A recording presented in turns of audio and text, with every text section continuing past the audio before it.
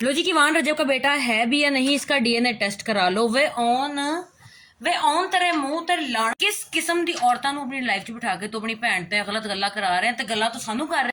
खाना खराबा, एक ते गर्मी ने दिमाग खराब किया, तो तू मेरा दिमाग बड़ा खराब।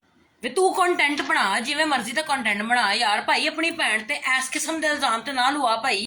तू ते एडिटर्स नू भी सोचण ते मजबूर करता है कि भाई तू है की शै वे। एक बारी जाके सोशल मीडिया स्क्रॉल कर ते वेख तेनू किहड़े किहड़े नाम तो बुला रहे ने सारे। फिटे मुंह दिया मारे रजब भी हले तक चुप सी, तू ओनू भी स्टोरी लाण ते मजबूर। ओ भाई केड़ा सबर टेस्ट कर रहे हैं भाई, तू केड़ा सबर टेस्ट कर रहा है? 3 महीने हो गए। ओ भाई तेनू ऐ समझ नहीं आ रही कि कोई तेरे भैन दे पिछे नहीं गा, तू आपे ओदे पिछे पै गया। विच मासूम जी औरत अगर रह ही रही है तुहाडे घर, ओनू रह लैण दिओ, कोई गल नहीं रह। जे एडा वड्डा जिगरा कीता, ओदा घर खराब कीता ही है, तो ओनू हुण रह लैण।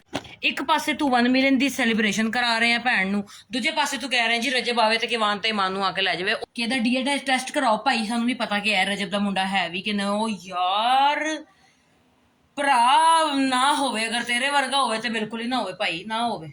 फिर रजब बट के साले ने लाइफ पर 2 घटिया किस्म की औरतों को बिठाकर ये बात करवाई है कि किवान रजब का बेटा है भी या नहीं, उसका डीएनए टेस्ट होना चाहिए। मतलब कोई इतना कैसे गिर सकता है? कौन? आपको ये पता नहीं लग रहा है कि आपकी ही बहन पर वो औरतें जो है वो एलिगेशन लगाकर चली गई है, जिस पर रजब भाई ने भी स्टोरी लगाई कि यार now they are testing my patience. अब वो मेरे सब्र का इम्तहान ले रहे हैं। अब वो कह रहे हैं कि किवान का डीएनए टेस्ट कराओ। इसका क्या मतलब है? मतलब कि उसने किसी भी तरीके से अवाम को इस चीज पर हावी नहीं होने दिया, और वो फटाफट इस चीज की सफाई देने के लिए उस बंदे ने स्टोरी पोस्ट की, और उसने कहा कि ये स्टोरी और ये पूरा पैराग्राफ मेरे से प्यार करने वालों के लिए और मुझे देखने वालों और मुझे सुनने वालों के लिए है। मतलब कि ओन आपकी बहन पर वो इतना बड़ा एलिगेशन लगाकर चली गई और आप वहां पर चुप थे, और आपने कहा कि आए, अगर मैं व्यूज का चक्कर है इस तरह का कि मैं व्यूज ले रहा हूँ या मैं किसी किस्म की सिंपैथी ले रहा हूँ, तो आए और अपने बेटे किवान को और आके अपनी बीवी ईमान को आकर ले जाए। I mean what the hell are you doing man for the sake of views and popularity?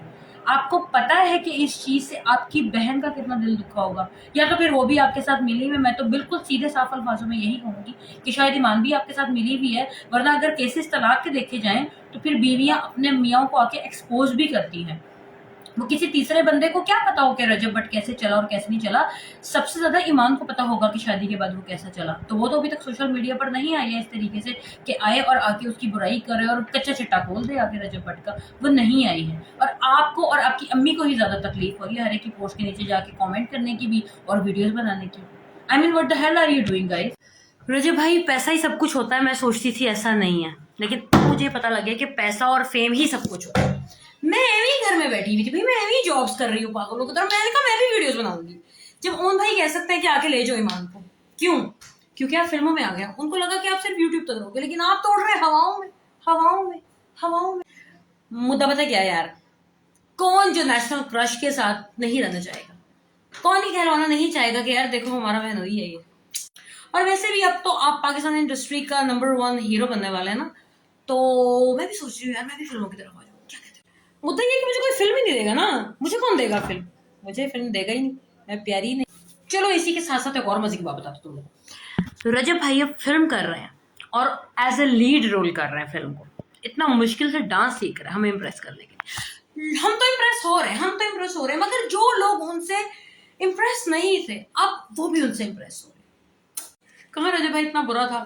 कहाँ रजब भाई के लिए इतनी गंदी गंदी चीजें इस्तेमाल की जा रही थी, और अब वो कह रहे हैं come and take them and go. पैसा बोलता है, फेम बोलता है, नाम बोलता है। रजब भट्ट और ईमान की तलाक नहीं हुई है, वो एक दूसरे से मिलते हैं। क्या ये अवाम को बेवकूफ बनाने की एक न्यू स्ट्रेटेजी थी ताकि ज्यादा लाइक, ज्यादा व्यूज और ज्यादा फॉलोअर्स आए? ये सारा ईमान और रजब का गेम प्लान है। गेम प्लान मतलब तलाक नहीं हुई है, नहीं हुई तलाक। सोशल मीडिया पे इतना गंद मचने के बाद ओन कह रहा है आके मेरी बहन और मेरे भांजे को ले जाओ। ओन अगर आप इतने ही समझदार थे तो आपने पहले अपनी बहन का साथ इस तरीके से क्यों दिया, और अब आप कह रहे हो कि मेरी बहन को आके ले जाओ। और ईमान, आपने तो कहा था कि मैंने नहीं जाना, मैंने इस बंदे के साथ नहीं रहना, और लोग कह रहे हैं कि चिड़ियाघर की तरह की फैमिली, उसके नाम के तो 24 घंटे आके रजब के घर ही बैठे रहते थे। इसमें तो किसी भी किस्म की लड़की, किसी भी पढ़े लिखे और जाहिल खानदान की कोई भी लड़की आके वहां बस नहीं सकती।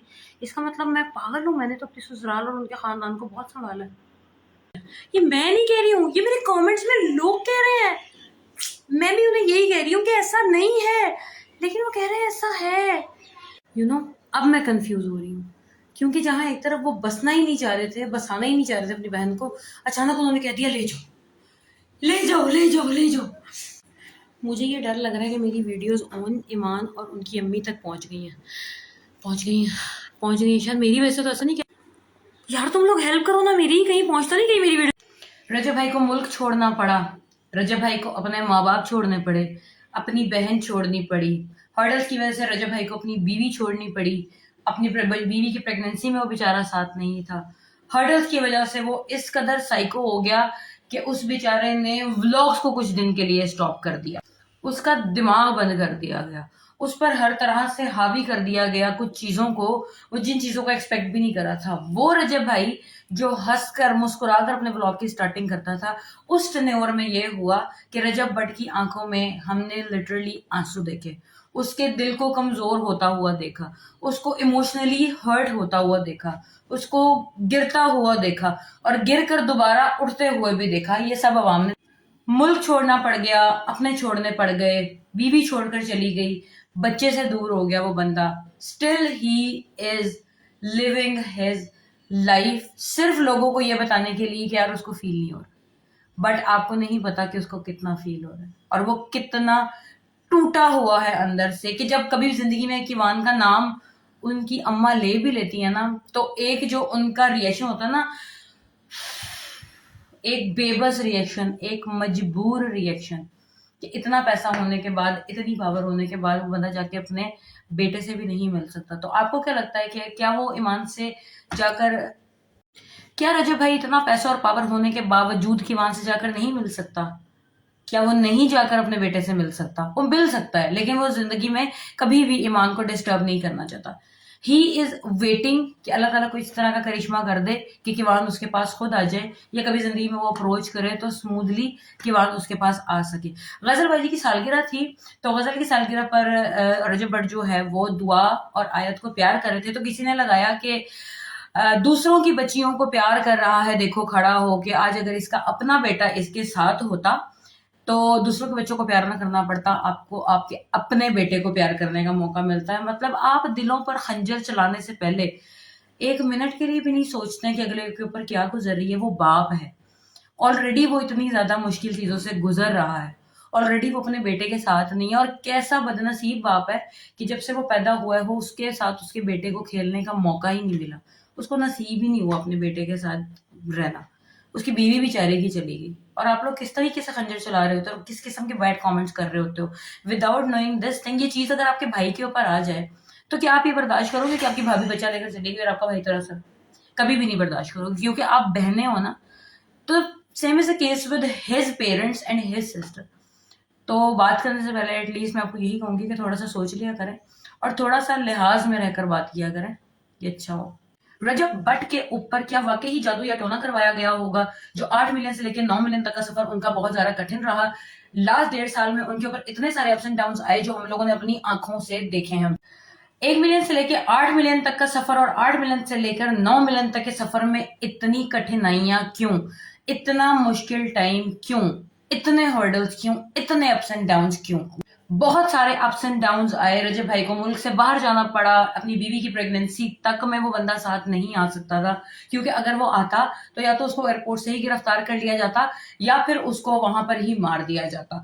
तो ये एक बहुत बड़ा रीजन था उस 1.5 साल के टेन्योर में रजब भाई पाकिस्तान में उस तरीके से जो कुछ अरसा नहीं रहा, उसके पीछे बहुत बड़ा रीजन था, जो कि रजब भाई इंशाल्लाह ताला आपको व्लॉग में जैसे उन्होंने कहा तो वो जरूर बताएंगे। और दूसरी बात ये कि उनका यूएई रहने में पीछे क्या मकसद था, और जब वो यूएई गए थे और ये लंदन गए थे तो उसमें जो एक टेन्योर था जिसमें रजब भाई काफी ज्यादा इमोशनल व्लॉग्स डाला था, और एक पीक टाइम ऐसा आ गया था कि रजब भाई ने कहा था कि बस अब मैं व्लॉग्स नहीं बनाऊंगा। तो उसके पीछे ऐसी कौन सी रीजन हो सकती है जिसकी वजह से रजब भाई इस कदर स्ट्रेस में चला गया कि उस बंदे ने ये सोचा कि यार सुसाइड इज द बेस्ट हल, कुछ भी हो जाए मैं सुसाइड कर लेता हूं क्योंकि इसके अलावा मेरे पास और कोई हल नहीं है। बहुत प्रेशर है हर तरह से, अवाम का, इधर उधर का, लेफ्ट राइट और रिलेशनशिप का। इतना बुरा उस बंदे ने टाइम देखा कि उसकी बीवी भी एंड तक उसको छोड़कर भाग गई।